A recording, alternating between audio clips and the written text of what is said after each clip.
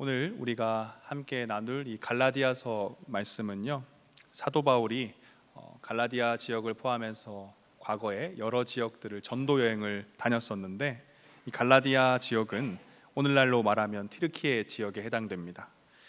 총 3번의 사도 바울의 전도 여행 중에 첫 번째 전도 여행 때 사도 바울이 이 갈라디아를 방문했습니다. 그리고 그 당시에 바울이 전했던 이 복음이 하나님의 은혜 가운데 열매를 맺고, 그래서 갈라디아 지역에 교회가 세워진 겁니다. 오늘 함께 나눌 이 갈라디아서는 바로 그 교회를 향한 사도 바울의 편지입니다. 그런데 사도 바울의 이 편지를 한번 살펴보면요, 편지의 인사말이라고 할 수 있는 오늘 본문 바로 앞에 있는 갈라디아서 1장 1절부터 5절까지의 이 인사말이 끝난 직후에 사도 바울은 바로 본론에 들어갑니다. 지금 사도 바울의 마음이 굉장히 급하다라는 거죠. 마음이 급박한 상황이다라는 걸 짐작할 수 있습니다. 사도 바울이 급박하게 전하려고 했던 것은 현재 고린도 교회에 생겨난 심각한 문제에 관한 것입니다. 지금 갈라디아 교회 가운데 생겨난 중대하고 시급한 문제는 무엇이었을까요? 오늘 본문 6절입니다. 그리스도의 은혜로 너희를 부르신 이를 이같이 속히 떠나 다른 복음을 따르는 것을 내가 이상하게 여기노라. 현재 고린도 교회에 생겨난 문제는요, 고린도 교회 성도들이 하나님을 떠나고 있다라는 겁니다. 그것도 속히 빠르게 하나님을 떠나고 있다가 이 지금 고린도 교회의 문제입니다. 하나님은 눈 씻고 찾아봐도 찾을 수 없는 세상 한복판의 그 어딘가가 아니라 예수님을 머리로 한 믿음의 공동체, 하나님을 예배하는 교회에서 그리스도의 은혜로 부름받은, 다시 말해 하나님의 은혜로 구원받아서 하나님의 백성으로 부름받은 고린도 교회 성도들이 빠른 속도로 지금 하나님을 떠나고 있다라는 겁니다. 다른 곳도 아니라 교회에서, 다른 사람도 아니라 성도들이 하나님을 떠나게 만든 그것에 대해서 사도 바울은 다른 복음이다 라고 명명합니다. 그렇다면 본문을 더 살피기 전에 지금 사도 바울이 말하고 있는 다른 복음이 무엇인지 우리는 알아봐야 합니다. 현재 고린도 교회에는요, 거짓 교사들이 찾아와서 이 다른 복음을 전하고 있습니다. 거짓 교사들의 정체, 이들이 누군가라고 했을 때 많은 신학자들이 아마도 예루살렘에서 온 유대인 그리스도인들로 추정하고 있습니다. 이들은 그들의 입장에서 이방인이다라고 할 수 있는 이 고린도 교회 성도들에게 자신들의 전통, 이스라엘의 전통을 강요하는 사람들이었습니다. 하나님께 택함받은 민족이라고 생각했던, 스스로를 그런 사람이라고 생각했던 이 이스라엘, 그 이스라엘이 가지고 있던 율법을 이방인인 너희들도 따라야지, 지켜야지 구원받는다가 바로 이 유대 그리스도인들의 주장이었습니다. 그래서 이 유대 그리스도인들은요, 우리의 죄를 위해 십자가에 달려 죽으신 예수 그리스도만 믿으면 구원에 이른다라고 했던 사도 바울이 전한 이 진짜 복음을 문제 삼으면서 십자가에 달리신 예수 그리스도도 물론 믿어야지, 하지만 그 믿음에다가 우리 유대 그리스도인들의 전통을 따라서 할례도 받아야 너희들이 진짜 구원에 이른다라고 하며 이 할례를 강요한 겁니다. 사도 바울은요, 로마서의 도입부에서부터 복음이 무엇인지 정확하게 정의를 내리죠. 로마서 1장 2절입니다. 이 복음은 하나님이 선지자들을 통하여 그의 아들에 관하여 성경에 미리 약속하신 것이다. 사도 바울이 지금 뭐라고 말하고 있나요? 이 복음은 하나님의 약속인데 그 아들에 관한 거다.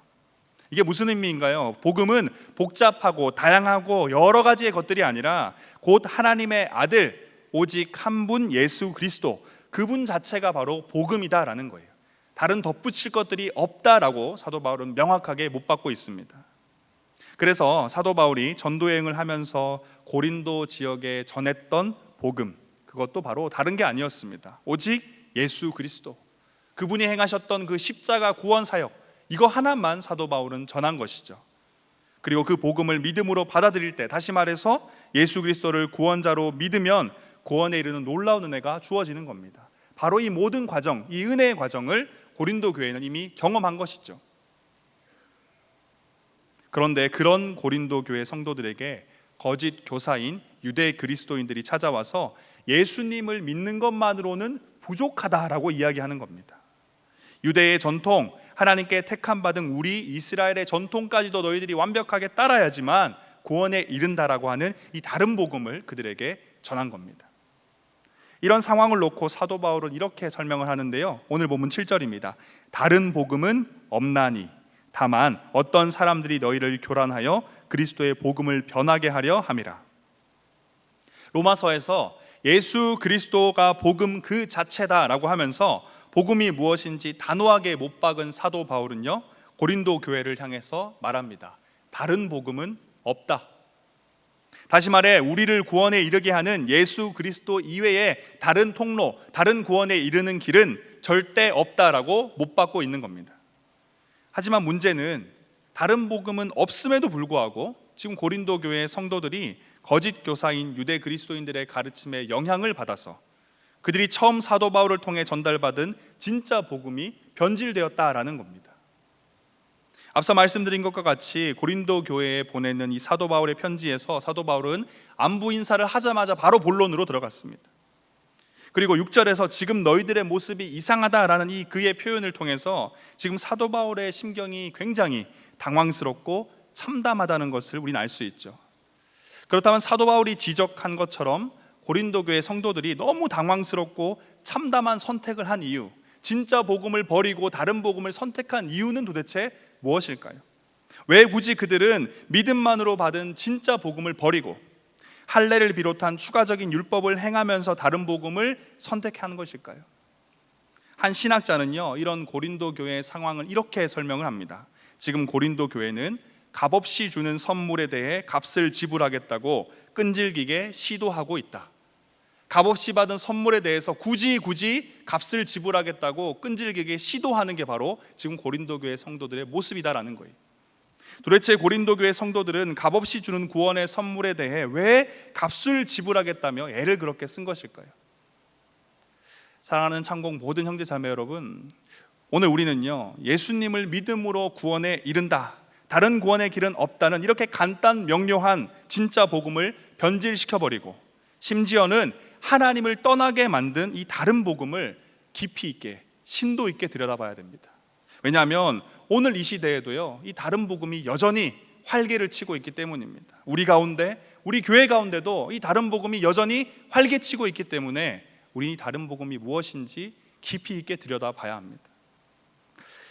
거짓 교사들을 통해 전해진 이 다른 복음, 예수님 말고 거기에 추가적으로 무언가가 더 필요하다는 이 다른 복음을 한 문장으로 정리하면요, 하나님 없이 우리 스스로 구원하자, 바로 이겁니다. 하나님 없이 우리 스스로 구원할 수 있다. 이게 지금 다른 복음의 핵심적인 내용이에요. 이건요, 우리 인간이 가진 뿌리 깊은 죄된 본성에서 시작된 겁니다. 아담과 하와가 저지른 인류 최초의 죄가 무엇입니까? 선과 악을 알게 하는 나무의 열매를 따먹는 것이죠. 그리고 그 열매를 따먹기 전에 사단이 뱀을 통해서 아담과 하와에게 이렇게 말합니다. 유혹했던 말이 이겁니다. 창세기 3장 5절인데요, 너희가 그것을 먹는 날에는 너희 눈이 밝아져 하나님과 같이 되어 선악을 알 줄 하나님이 아십니다. 하나님과 같이 될 수 있다. 이것이 사단의 유혹의 핵심이었어요. 선과 악을 알게 하는 나무의 열매를 먹지 말라라는 이 하나님의 뜻은요, 너와 나의 존재론적 차이를 인정하고 거기에 순종하라는 창조주 되신 하나님의 가르침이었습니다. 하지만 인간은요, 그 차이를, 그 존재론적 차이를 인정하기 싫었던 거예요. 넘지 말아야 될 선을 넘어서 피조물인 내가 창조주의 자리에 앉겠다라는 거죠. 내가 원하는 대로 선과 악을 판단하고 내가 원하는 대로 행하겠다. 이것이 아담과 하와 안에 있었던 죄된 본성이었다라는 겁니다. 아담과 하와를 통해 에덴 동산에서 발견된 인간의 뿌리 깊은 이 죄된 본성이 고린도 교회에서도 드러났습니다. 죄의 문제, 구원의 문제, 왜 꼭 예수님만, 하나님만 해결해야 됩니까? 나도, 우리도 할 수 있습니다. 율법을 지켜내면, 할례를 행하면 우리도 우리 스스로를 구원할 수 있습니다. 하나님 없어도 가능하다, 바로 이 이야기예요. 사랑하는 창공 모든 형제 자매 여러분, 복음인 이유, 다시 말해서 복음이 참된 기쁜 소식인 이유는요, 수천 년의 인류 역사 가운데 엄청난 경제적, 문화적, 군사적, 과학적, 정치적 발전을 우리가 이루어왔지만 그 누구도 단 한 명도 죄의 문제를, 영원한 생명과 영원한 죽음의 문제를 해결하지 못했는데 하나님은 해결하셨기 때문입니다. 그것도 창조주의 하나뿐인 아들의 생명값으로, 그것도 죽을 이유 단 하나도 없는 예수 그리스도가 인류의 모든 죄를 지고 인류 역사상 가장 큰 죄인으로 대신 죽음으로 인해서 죄의 문제, 영원한 생명과 죽음의 문제를 해결해 주셨기 때문에 복음이 참된 기쁜 소식이다라는 거예요. 그런데 지금 유대의 그리스도인들은요, 그들이 전한 이 다른 복음은 이런 복음의 의미 자체를 지금 퇴색시키고 있는 겁니다. 우리가 할 수 있는데 왜 하나님이 하셨냐라고 반문하는 거예요. 하나님이 우리를 구원하기 위해 지불하신 그 예수 그리스도의 생명값을 폄하하고 그분의 한없는 사랑과 열심을 무시하는 겁니다. 창조주, 구원자 되신 하나님이 자신의 전부를 희생하며 준비한 이 복음이라는 선물이 무시당한 거죠. 아니요, 사실 무시당한 정도가 아니라 폄하되고 조롱받은 겁니다. 오랜 시간 동안 준비해서 온몸과 온 마음을 쏟아 준비한 선물이 그 선물 받은 상대방에게 무시를 당해도 우리의 가슴이 아픈데, 이런 고린도 교회 성도의 모습들을 보며 하나님은 얼마나 가슴이 아프셨을까요? 여러분, 다른 복음이 초래하는 결과는요, 이것뿐만이 아닙니다. 오늘 본문 6절에서 사도 바울은 이렇게 말하죠. 다른 복음으로 인해 너희는 그리스도의 은혜로 너희를 부르신 이를 이같이 속히 떠났다. 다른 복음은 하나님의 복음의 의미 자체를 퇴색시키고 조롱하고 폄하할 뿐만 아니라 다른 복음은 궁극적으로 하나님을 떠나게 만듭니다. 왜 그럴까요? 앞서 말씀드린 대로 다른 복음이 추구하는 궁극적인 방향이 무엇입니까? 하나님 없이 우리 스스로 우리를 구원할 수 있다, 바로 이것이기 때문이에요. 하나님 없이도 우리 스스로를 구원할 수 있는데 굳이 하나님은 필요 없는 것이죠. 그래서 교회에서, 그것도 성도들이 하나님을 떠나고 있는 겁니다. 다른 복음이 초래한 이러한 결과를 예상한 사도 바울은요, 엄중한 경고를 합니다. 오늘 본문 8절인데요. 그러나 우리나 혹은 하늘로부터 온 천사라도 우리가 너희에게 전한 복음 외에 다른 복음을 전하면 저주를 받을지어다. 창공 형제 자매 여러분, 그렇다면 이제 우리는요, 제가 앞서 말씀드린 것과 같이 오늘도 교회 가운데 여전히 활개치고 있는 이 다른 복음, 복음의 가치를 폄하하고 궁극적으로는 하나님을 떠나게 만드는 이 다른 복음을 찾아내야 해요. 찾아내서 뿌리를 뽑아야 합니다. 우리 가운데 있는 다른 복음은 도대체 무엇일까요? 오늘 본문 속 갈라디아 교회에 퍼진 다른 복음은요, 유대 그리스도인들이 주장한 구원에 이르기 위한 율법과 할례가 바로 그것이었습니다. 그런데 율법과 할례 그 자체가 심각한 문제가 있는 걸까요? 그 자체가 죄입니까? 아니죠. 사실 그 자체만 놓고 보면요, 율법과 할례는 굉장히 중요하고 귀한 것입니다. 애굽에서 살던 해상나라 백성으로 살던 이스라엘 백성들이 이제는 그들의 신분에서 벗어나서 하나님 나라 백성이 되었으니까 하나님 나라 백성답게 살려면 그 나라에 법이 있어야겠죠. 그래서 그들에게 법으로 하나님의 나라 백성답게 살 수 있도록 율법이 주어진 겁니다. 또한 하나님의 나라 백성이라는 징표로서 할례가 주어진 거죠. 그래서 하나님께서는 이스라엘 백성들에게 율법과 할례를 요청하신 겁니다. 그런데 그런 율법과 할례를 지키는데 고린도 교회 성도들이 진짜 복음을 버리고 예수님을 버리고 하나님을 떠나버리는 겁니다. 그런 점에서 본다면요, 창공 형제 자매 여러분, 우리가 교회 안에서 행하는 모든 것, 신앙과 관련된 모든 행위가 바로 다른 복음이 될 수 있어요. 오늘 고린도 교회가 경험한 것처럼 그들이 분명 하나님의 백성이 되기 위해서, 백성답게 살기 위해서 주어졌던 율법과 할례를 통해서 하나님을 떠나버린 것처럼 우리도 이 교회 안에서 하나님을 위해 행하는 모든 종교적인 행위가 다른 복음이 될 수 있다라는 겁니다. 다시 말해 예수님 말고, 예수님 없이 우리 스스로가 행하는 것으로 그것을 통해 구원을 이루게 해줄 것만 같은 모든 것들이 다 다른 복음이 될 수 있다라는 거예요. 진짜 복음 대신 예수 그리스도 없이 행하는 모든 종교적 행위가 다른 복음이 될 수 있다라는 겁니다. 그런 점에서 보면 무엇일까요? 우리 창공을 비롯한 여러 부서에서 다양한 역할로 섬기는 것, 찬양팀으로, 교사로, 목자로, 이 모든 섬김들 뿐만 아니라 주일 예배를 참석하는 그 자체도, 헌금을 하는 것도, 모태신앙과 우리 가족이 몇 대의 신앙을 가졌다는 이런 신앙적인 배경과 신앙의 연수까지도, 이 모든 게 다 우리에게 다른 복음이 될 수 있다라는 겁니다. 그리고 이러한 것들이요, 진짜 복음의 가치를 훼손시키고 궁극적으로는 하나님을 떠나게 만들 수도 있다라는 거예요. 이게 다른 복음의 위험성입니다. 물론 여러분, 교회에서 여러 자리를 기쁨으로 섬기는 것, 예배의 자리를 지키고 헌금을 드리는 것, 모태신앙을 가지고 가족 모두가 오랜 시간 동안 믿음을 지켜오는 것 너무 귀하고 중요하죠. 그런데 문제가 뭡니까? 열심을 다해 섬기고 봉상하는데 내 시간과 에너지를 쏟아붓는데 지친 몸을 이끌고 교회에 나와서 예배를 드리고 소중한 물질까지 드렸는데, 그러면 그럴수록 점점 더 복음이 주는 기쁨은 사라지고 감격도 사라지고 감사도 사라진다라는 거예요. 예수님과 점점 더 멀어지는 겁니다. 정말 아이러니죠. 그 누구보다 예수님을 기뻐하는 것들로 섬기고 그 자리를 지켜내는데 예수님과는 점점 더 멀어지는 겁니다. 영적으로는 점점 더 메말라가는 거예요. 그럼 우리 매년 연말 연초 되면 여기에 빠지지 않습니까? 다 이런 고민에 빠지잖아요. 각 부서의 큰 행사 끝나고 나면 다 고민하고 있는 거 이거 아닙니까? 왜 이렇게 힘들지? 왜 이렇게 메말라가지?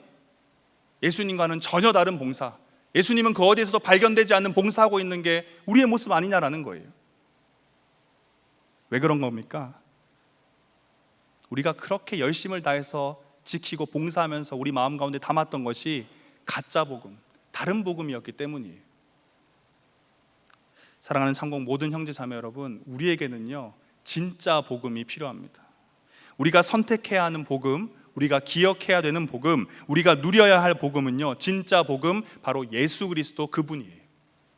아무리 교사를 열심히 한다고 해도, 아무리 행정 리더, 목자, 찬양팀으로 열심히 섬긴다고 해도, 주일 예배 자리를 아무리 열심히 지켜내고 헌금을 한다고 해도, 모태신앙으로 가족이 몇 대가 믿음을 가지고 있다고 하더라도 그것 자체가 복음이 될 수 없어요. 그것 자체가 우리를 구원에 이를 수 없다라는 겁니다.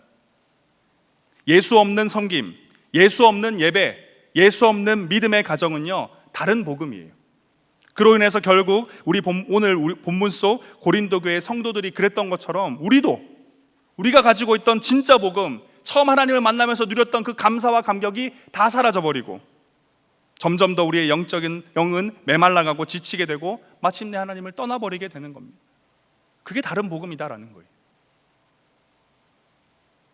참고 형제 자매 여러분, 이러한 다른 복음의 위험에서 벗어나 진짜 복음만을 소유하기 위해서는요 우리 안에 진짜 복음이 날마다 풍성해져 가야 합니다. 진짜 복음이 날마다 더 풍성해진다. 이게 어떤 의미냐면요, 복음 그 자체이신 예수 그리스도를 아는 지식이 점점 더 깊어져야 한다는 거예요. 그리고 그 예수 그리스도를 믿는 우리의 믿음이 또 점점 더 커져 가야 한다는 겁니다. 넓어져 가야 한다는 거예요. 빌립보서 2장 12절인데요 그러므로 나의 사랑하는 자들아, 너희가 나 있을 때뿐 아니라 더욱 지금 나 없을 때에도 항상 복종하며 두렵고 떨림으로 너희 구원을 이루라. 바울은요 빌립보서를 통해서 말하고 있죠. 구원을 이루어가라. 아니, 구원은 이미 한 번 받으면 끝 아닌가요? 아니다라는 거예요. 우리의 구원은요 날마다 이루어져 가야 돼요. 하나님을 향한 믿음이 날마다 커져 가야 되고요, 하나님을 아는 지식이 날마다 깊어져 가야 한다는 거예요. 한번 믿고 땡이 아니다라는 겁니다. 호세아 6장 3절과 로마서 1장 17절인데요 그러므로 우리가 여호와를 힘써 알자. 복음에는 하나님의 의가 나타나서 믿음으로 믿음에 이르게 하나니 기록된 바 오직 의인은 믿음으로 말미암아 살리라 함과 같으니라. 여호와를 알자, 힘써 여호와를 알자. 복음은 믿음으로 믿음에 이르게 한다. 우리가 처음 가졌던 그 믿음, 예수 그리스도를 구원자로 받는 그 믿음에서 우리가 또 다다를 새로운 믿음의 영역이 있다라는 거예요. 다시 말해서 우리의 믿음이 자라나야 한다라는 겁니다. 믿고 땡이 아니다라는 거예요. 여호와를 날마다 더 알아가야 한다라는 겁니다. 빌립보서와 로마서를 통해서 사도 바울이 말하는 것과 호세아 선지자가 요청하는 건 뭐예요? 신앙의 첫 순간에 진짜 복음, 예수 그리스도를 구원자로 믿는 것으로 우리의 신앙이 끝나는 게 아니다, 이걸 강조하고 있는 거예요. 진짜 복음, 예수 그리스도에 대한 지식과 그 예수 그리스도를 믿는 우리의 믿음이 점점 더 깊어지고 넓어져야 한다라는 겁니다. 처음 가졌던 예수님에 대한 지식에 만족하며 더 이상 예수님을 더 알아가려 하지도 않고, 처음 가졌던 예수님을 향한 믿음에 만족하고 더 큰 믿음의 결단을 하지도 않고, 그저 내 힘과 노력과 시간만 쏟아서 교사로, 목자로, 찬양팀으로 열심히 섬기고 주일 예배 출석만 하고 헌금만 하고 오랜 시간 교회 생활을 하면 그게 바로 다른 복음을 쫓는 신앙이다라는 겁니다. 머리로는 예수님을 믿음으로 구원에 이른다라고 생각할지 몰라요. 머리로는 진짜 복음을 받아들이고 있을지도 모릅니다. 하지만 실제 우리의 삶을 통해 고백되는 실제 우리의 신앙은 어떻냐라는 겁니다. 예수님 없이도, 나의 행위로, 나의 종교적 열심으로 구원에 이를 수 있을 거라는 그 행동이 나타나는 게 우리의 실제 삶의 모습이 아니냐라는 거예요. 그리고 그런 모습을 통해서 사도 바울이 지적하죠. 그것은 다른 복음이다. 지금 우리의 삶의 결과가 여러분 그것을 증명하고 있지 않아요? 우리가 정말 진짜 복음을 쫓고 있습니까? 그러면 왜 봉사할수록 이렇게 메말라 가는 거예요? 그러면 왜 봉사할수록 예수 그리스도는 잊혀져 가냐라는 겁니다.